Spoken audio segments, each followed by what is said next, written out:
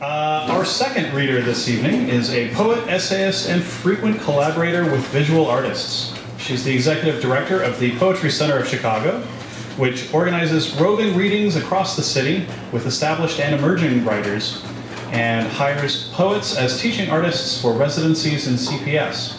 She previously founded and edited Dear Navigator, a literary magazine for the School of the Art Institute of Chicago, where she also taught. She has also led creative workshops for artists and writers in Cairo and Sinai, Egypt, and in 2017 she was named one of New City's Lit 50. Please welcome Elizabeth Metzger Sampson.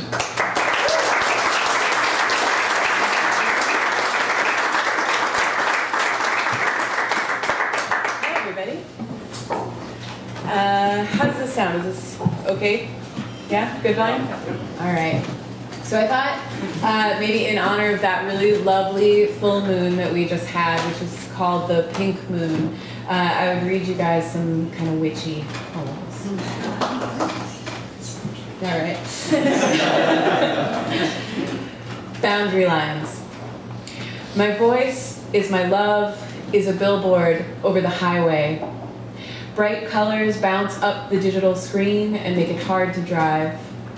I overwhelm you. I overwhelm myself. I am all filled up and humming. I'll make stories for you. In each of them, you will have animal friends and life will be better. When you tell me back to myself, I'll be shocked. You distinguish between me, and so just the other day you advised I ought to take better care of that ego of mine. Something needs to hold my identity in place, or I'll just keep sliding and sloshing out into the universe, entropic, mammalian, cosmic. My borders washed out before I was born. An expanding point in time and space. We get stoned and go to the museum. Many mounds of sand are representing the stars in our galaxy. And I ask one of the lovers, my friend, and this is just our galaxy, right? There are more galaxies? The artist has laid out a table of objects, too. Conch shells, rocks, minerals people hold for magic. It looks straightforward, but collapses upon inspection. Some objects are what they had purported to be. Others stop being natural as you approach them, atoms shape-shifting at different distances, styrofoam, trash, ancient rock.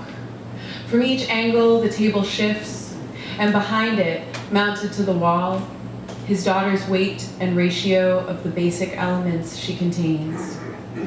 Oxygen, carbon, nitrogen, reconstituted, from girl into shell, water, sugar, and glass. She could be this too. In my mind, I imagine a creature shapeless in the woods. I'm trying to understand her, the outline and configuration of her. My friend says if I'm quiet and patient, the creature will show herself like a story. I wonder where to train my eyes. Is she scuttling below leaf blankets on the forest floor, or is she skyward?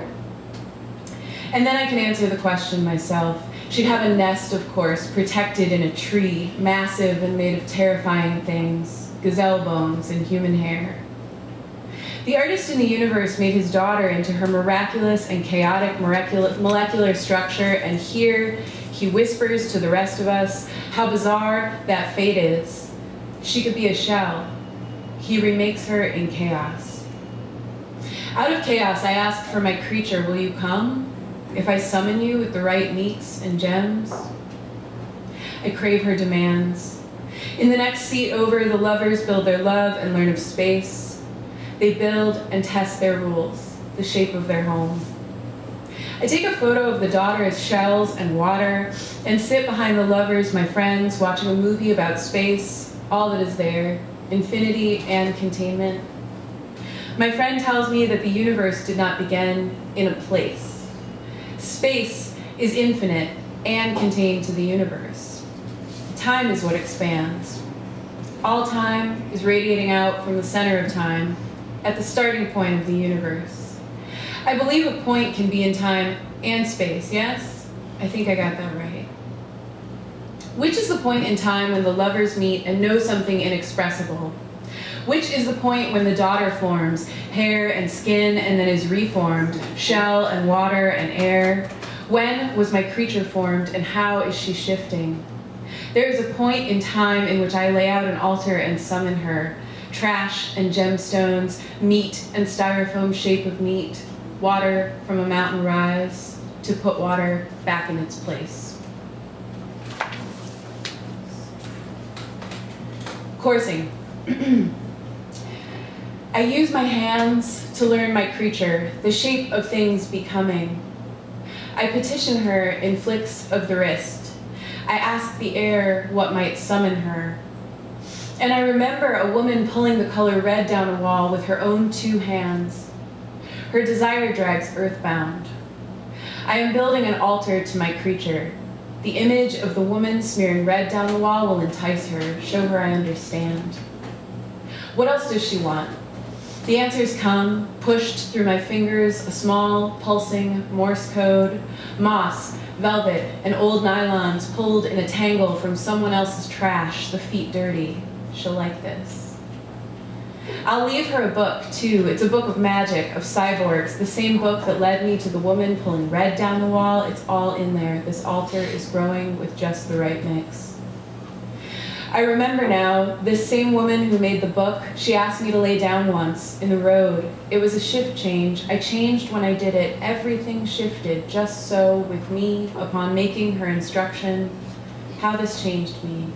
The way the sky opened, vibrating the deepest blue until I atomized into it, a brief and gaping infinity inside the morning twilight. Perhaps I will have to lay down for the creature. And this one, there's real artists appearing through all of this, along with all of the other things, mostly Chicago-based artists. And this is the one that I'm going to cite for you guys today, which is, not all of these came from museums. This one was from watching an episode of So You Think You Can Dance. And this really, really fabulous dancer, Ramita Ravi, comes up in this, and her dance was fabulous. It was her audition dance to the panel of judges. And so the part about her is just all true. It's a gorgeous thing, but also the quote in it from a judge is a real thing that a judge said to her on the show. I just lifted it for the poem. Articulation. My creature will hold language in her limbs. Extension and isolation more first language than language. If a person speaks fluently, perhaps originally in a tongue that is sound or body, rhythm or image, what becomes of them in the world? A dancer articulates each outstretched finger, curls into and out of her own body, and we breathe with her, gasp with her. At night, I watch another show where the professional dancers gather to be judged. A dancer finishes her utterance and one judge says to her, "I love those hands. I want them." For a day, I wander about imagining the judge taking ownership of the woman's hands, keeping them somewhere safe, a glass presentation box, taking them out when it's late and quiet, sliding off her own hands in one smooth motion like a ring into a jewelry box, next lifting up the dancer's hands, trying them on her own 2 arms. If the dancer is captured in English, can she free herself in another language? Will her bones hide her from the wanton judges? If a dancer's first language is elocution and she has 3 judges who may steal one beautiful piece of her, the farthest extension of her reach in her own tongue, when do we wreck the judges? A tidier galactic home for your pulsing heart. My friend and I go to the museum. A tulip with a face says, "Do not create anything. Others will use it and make it worse." We laugh. The artist sweeps up the space show on its last day. The artist sweeps up the sand galaxy he has given to us. We take it in once more in 3 dimensions. It will exist in more once it is only in ourselves.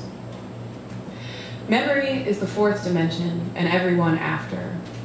My memories of you are, of course, false, but they are also the only universe I can make. Carnage and teeth, floss, and zero gravity? What happens when you lose control of your universe? Is there a better way to make it? A tidier galactic home for your pulsing heart? Each of us carries them about and makes the known world float. Little everythings constructed out of the flimsiest of materials. Recollection and rolling waves on a wide plain. We are building, always. So I've got just a few more really short ones for you, and this is something I'm kind of playing around with right now, so thank you for letting me share it with you. The way I'm kind of understanding these for right now is they're sort of like riddles in letter form. Dear friend, if you were to possess my house, what kind of possession would it be? Monochrome shades of fire or sentences strung up and down the walls? Would there be monsters? Is it a story? A protection? A shove into something I must? I am an always collapsing assemblage of waves. My house is an ocean. A creature of possession is conditionally welcome. Tell me, I will lap the shores of my threshold and await your response. Yours in invitation. Dear friend, the way that wind whips around a corner is threatening, but only to glass. My lover sent me a benediction. When maps fail, may you continue to make the territory. It is the nicest thing anyone has ever blessed me with. I have a set of seeds and a set of pots. I keep staring at them and wondering when to germinate. I have a glass vial of wildflower seeds. You sent it to me years ago. I have not planted them in the usual sense. Instead, I strung the vial with wire and I hung it from my window. I watched the seeds and they watched me. We've been through many seasons together. Am I prolonging their life or halting it? Yours. Dear friend, I am a sharp snap to the heart at the screaming edge of water. My heart is vibrating these days, close to the surface where anyone, even a small sentence, can tug at it.